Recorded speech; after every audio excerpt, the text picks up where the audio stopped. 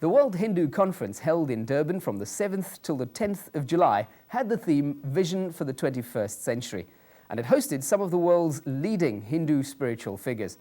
One of the highlights of the conference was the Hindu rally, held last Sunday at the Chatsworth Stadium.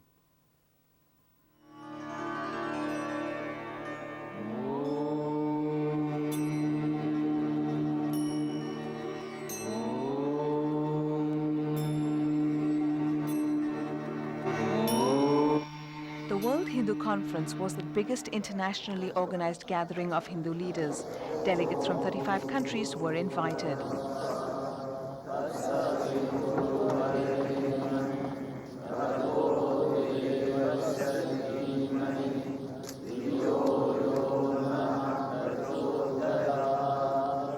Durban's mayor, His Worship S.S. Ngwenya, was there to receive delegates at the Durban City Hall. This is, of course, an obvious choice of venue because Durban is home to the biggest Indian community outside of India itself.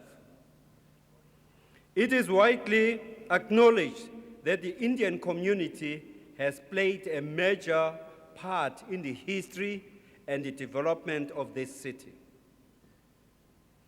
and continues to exert a powerful influence on the economic, social, political, and religious life of the people of Durban. This influential coming together of Hindu teachers and leaders from throughout the world is indeed a major event in the lives of South African Hindus. The conference was held at UDW, where papers by local and visiting dignitaries were delivered. Suggest that women were not given equal status to women.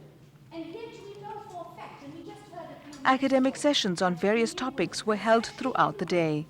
evidence of discrimination against women was shown in the 1877 report as well. Such evidence indicated that punishments associated with adultery were harsher for women than they were for men. The prosperity of the people attracted external aggressions. The aggressors plundered the wealth and returned. A few who chose to stay back became a part of the society, and the Hindu way of life did not change. You know, youth happens to be a very important component of the world population. And when we talk about youth development, we want them not only to grow physically, mentally, but spiritually too. So my emphasis was the fact that we are nearing the end of this century. We are starting a new century, right? 21st century. But at the same time, for me, I'll say that the youth of the world, and in particular of this country, are very lucky. All the boundaries have collapsed. We are living a post-apartheid era, right? Now, the change is in a millennium. The second millennium comes to an end, the third millennium starts. What is the role of the youth? The youth is very lucky. He witnesses this change. Can it be just any passive event? No. Youth have to be active, not participants, active people who create, who contribute, so that tomorrow they can tell to their children and grandchildren that, see, I witnessed that change. This is my contribution in that change. Swamiji, you've been here for almost a month now. What is the topic of the paper that you are delivering at the World Hindu Conference? Today I am going to speak on Hinduism without confrontation. Because the very ideal of religion is to link us with God. And God is the creator not only of the Hindus, He is the creator of the entire humanity, He is the creator of all beings. So to have confrontation with any other being, it is not at all religion, it is irreligion. Second thing, Hinduism is a set of universal values We accept all forms of worship. In whichever way they want to worship, let them worship. But there should not be any conflict or confrontation. Each must understand that if I do not realize that by respecting Allah or Yesu and Buddha, only I can reach my God Rama, I am not a worshipper of Rama. Similarly, a worshipper of Buddha or Krishna or Yesu, he must also think that only when they respect and revere the names and forms of that ultimate reality, in all names and forms he is known, unless and until they respect and revere those forms, they can't realize their own Godhead. So this spirit of unity, it must be instilled in the minds of the people. That's going to be my paper, my presentation today. Professor, the relationship between maths and Hinduism, how do you strike a balance? Mathematics is a scientific and logical branch, and Hinduism also is purely based on very, very logical foundation. And as if you find a new truth in mathematics, you will establish a law or a theorem and all that. Hinduism is also open. If you find a new reality, Hinduism is going to accept it. And there is nothing which will say, okay, it will be stopped here, stop. It is an ever-flowing Sanatana Dharma, which has been there. Certain realities, truths have been there, and the truths will still prevail in the future. There could be a relative truth and absolute truth. So that way, there could be very much similarity between mathematics and Hindu Dharma. Tell us about the paper that you will be delivering. I'm talking about the similarities between Hindu traditions and African traditions. Although there could be some aspects which could be different because of the geographical aspects and the social aspects and food habits and other. But my main aim is to highlight the similarities. And there can be two phases in that. One is a phase dealing with the natural aspects, in which we talk about the natural forces, the elements which make the human body and all aspect. What is the aspect which is beyond natural forces, that the spiritual realm and all that. And the other aspect I'm handling is the social aspects. And in that aspect, we are saying there are remarkable, I will quote a mathematical aspect actually, maybe we can say 90% confidence interval, we can say there is similarity between Hindu and African tradition. For example, natural forces, sun. There is a typical way of worshipping sun in the morning. Hindus also put water like that in the morning prayer. Some traditional thing in Africa, Luo is a tribe, and there are other African tribes who also do the same thing when praying the sun in the morning. Because sun is as where it gives you, it supports life, but if there is an excess of it, it can destroy also. So that putting of water like that is, water is a living organism, you can say. And then it is prayed in the morning that, O Lord Sun, allow only that much of heat and energy which is sustainable for the life.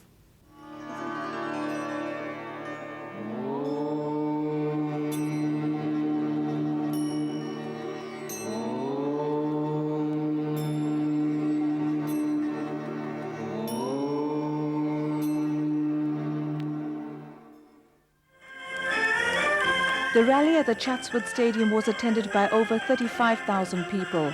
Here too, visiting dignitaries delivered their messages to the masses.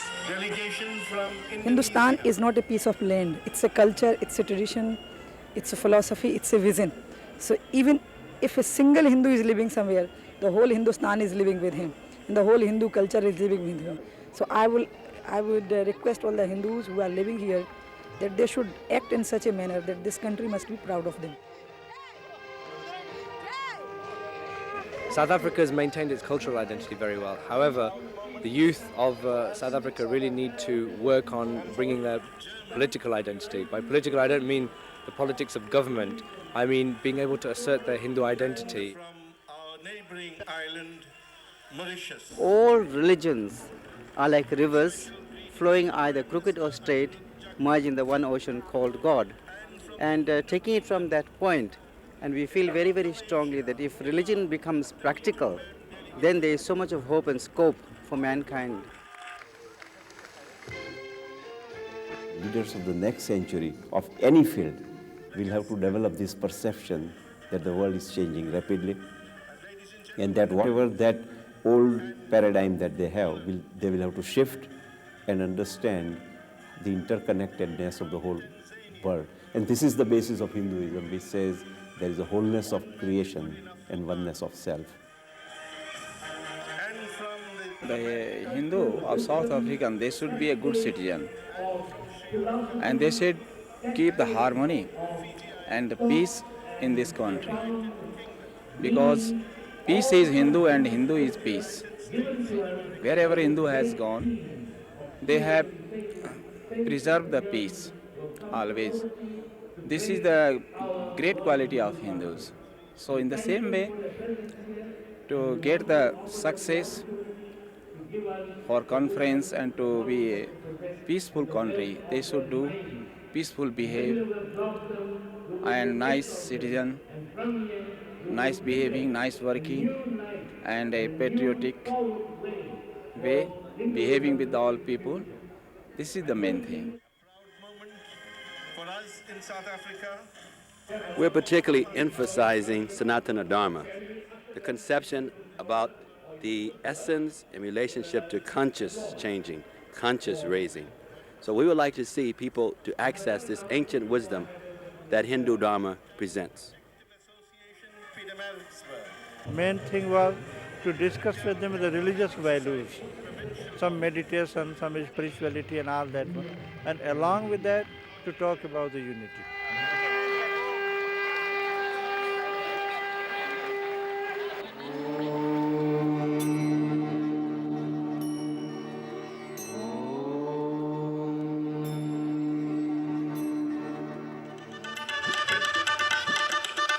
The highlight of the rally in Chatsworth was a visit by the state president Nelson Mandela, a visit that was warmly received by all.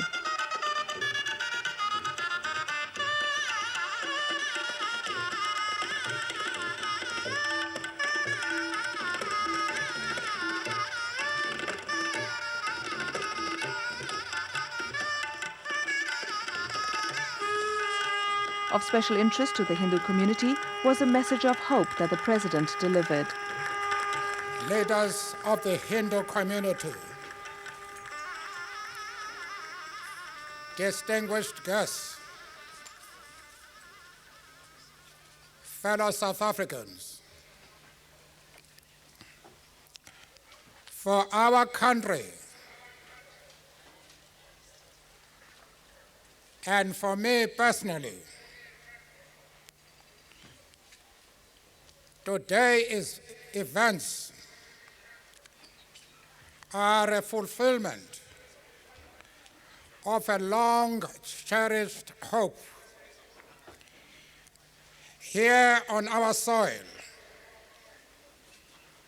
are gathered together members of one of South Africa's proudest communities.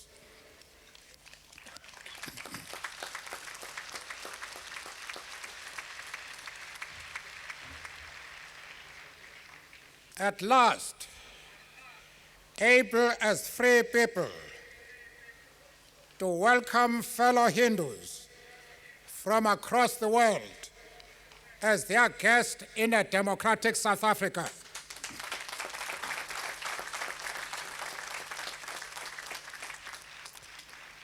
The joy of sharing this moment with you is all the greater for knowing that Hindus from so many countries are present here. It is a particular honor to be able to welcome such eminent swamis and sages.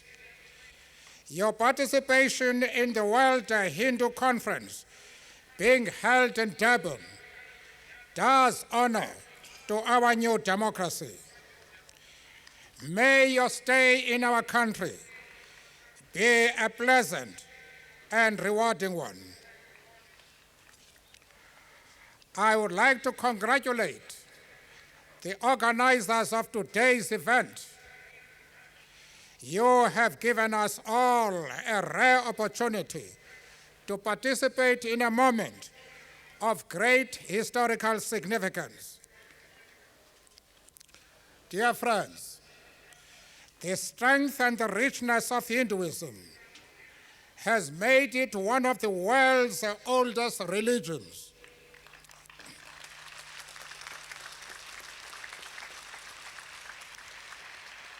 It has endured because it has been able to give succor and guidance to its followers in all ages and all circumstances, whatever they may be.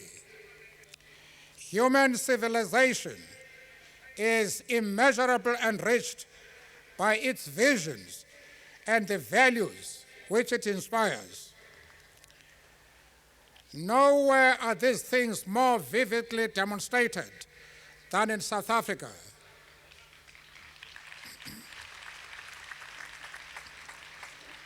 Our land is graced by temples, altars, and shrines built by the indentured laborers who first brought Hinduism to these shores and those who followed them.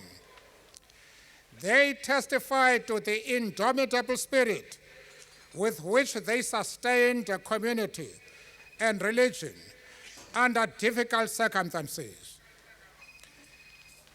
The nurturing of Hinduism in South Africa has been woven into the struggle for freedom and justice. The Hindu community has given our nation some of its most revered leaders, amongst them Mahatma Gandhi,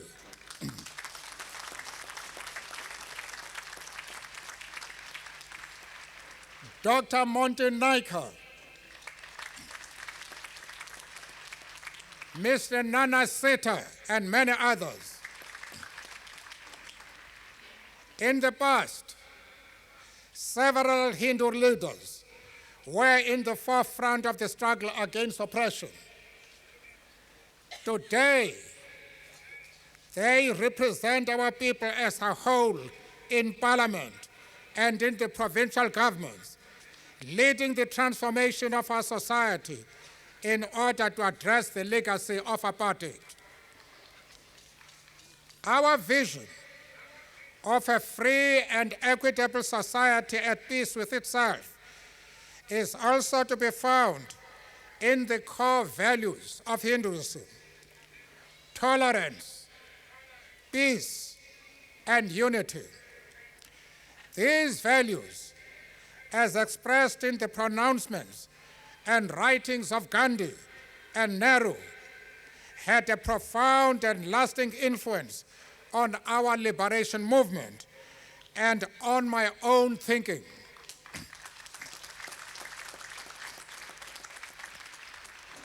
The relevance of these values to our society has never been greater than in this time of nation building and national reconciliation.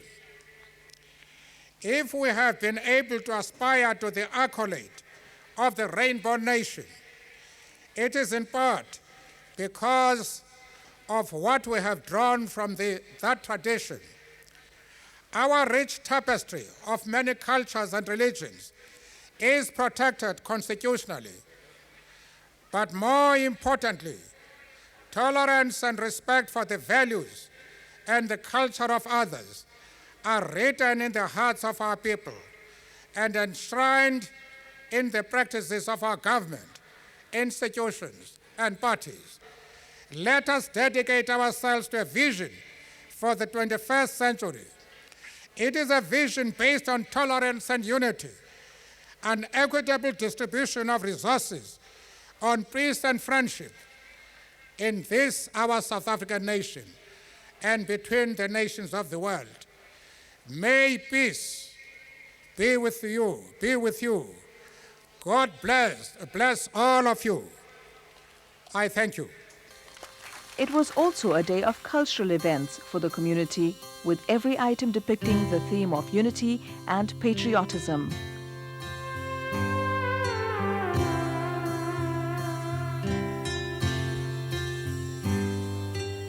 Bharat हमको जान से प्यारा है, सबसे न्यारा गुलिस्तान हमारा है। भारत हमको जान से प्यारा है, सबसे न्यारा गुलिस्तान हमारा है। सदियों से भारत भूमि दुनिया की शान है, भारत माँ की रक्षा में जीवन कुर्बान है। भारत हमको जान से प्यारा है, सबसे न्यारा गुलिस्तान हमारा है।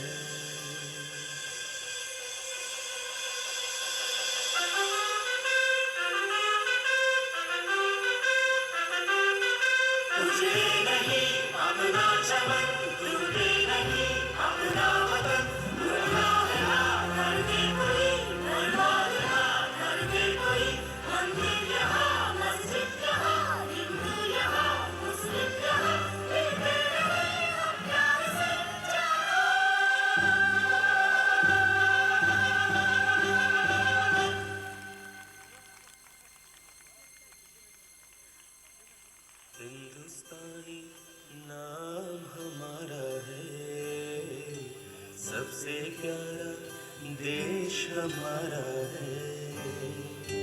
हिंदुस्तानी नाम हमारा है, सबसे प्यारा देश हमारा है। जन्मभूमि है हमारी शान से कहेंगे हम, सब भी तो भाई भाई प्यार से रहेंगे हम। हिंदुस्तानी नाम हमारा है, सबसे प्यारा देश हमारा है।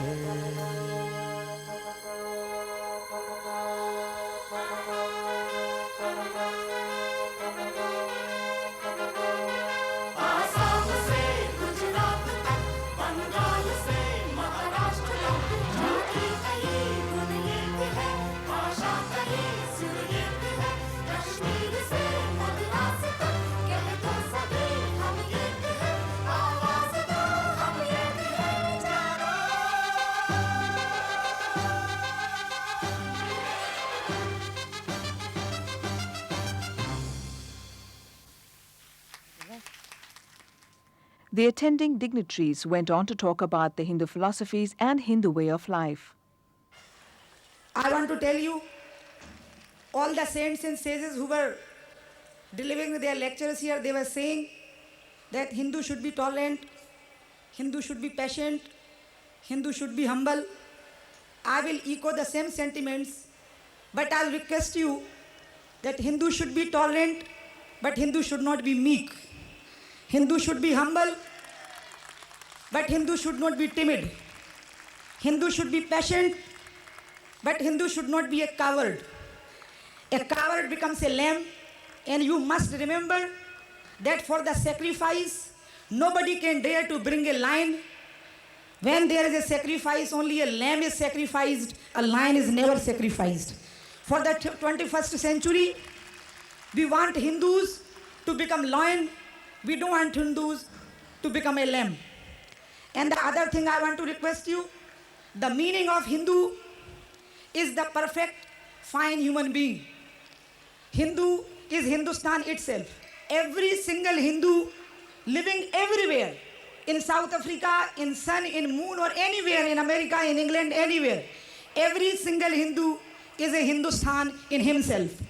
Because Hindustan, Bharat, that is India in English, Bharat is not a small piece of land. Bharat is a philosophy, Bharat is a vision, Bharat is a way of living, Bharat is a spirituality, Bharat is divinity. So wherever Hindus are living, it means the whole Hindustan is living with them. Here in this land, Hindus are staunch patriots of South Africa. They have contributed in the past to the material prosperity of South Africa, and in future they are determined to contribute to the material prosperity and spiritual wealth of South Africa. Let me confess at the very outset, before coming to South Africa, I had suffered under several misgivings, several misconceptions. But having spent about last 5 days here on the soil of South Africa, I have got rid of them through my experience, through what I have seen and through what I have lived in here. I have found that misgivings were misgivings and there was no truth about it. My misgiving number one was, for last about 55 years of my life, I had been told and I had believed that we Indians of India are the most hospitable people. But in last 5 days, I have realized that the South African Indian community is far more hospitable than we Indians. And I've got rid of this first misconception. Second one, I had thought that South African Indians are backward. But when I learned that while we in India are still grappling with the pernicious caste system, a system which has for centuries eaten into the very vitals of Hindu society. Hindus of South Africa have overcome this abominable caste system and have ushered in a vigorous and vibrant new era of casteless society. I bow my head before you, Indians of South Africa.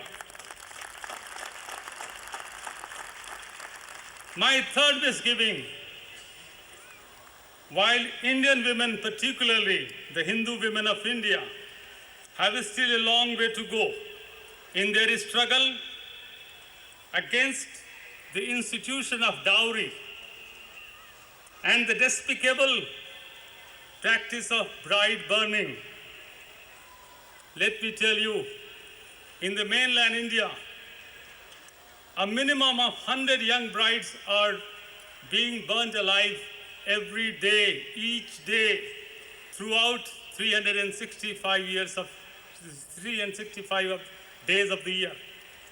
But when I come here and when I see the vibrant community, the Hindu community of South Africa, I feel so proud that this community, the Hindus of South Africa, have got rid of this evil of dowry, what we speak of bride burning. I'm really very proud of the women of South Africa, the Indian women of South Africa, and I bow my head before you. I'm particularly impressed by the spectacle of the liberated South African Indian women, Hindu women. They have, instead of being swept off their feet, they have imbibed the best of Eastern and Western traditions. Hari Om.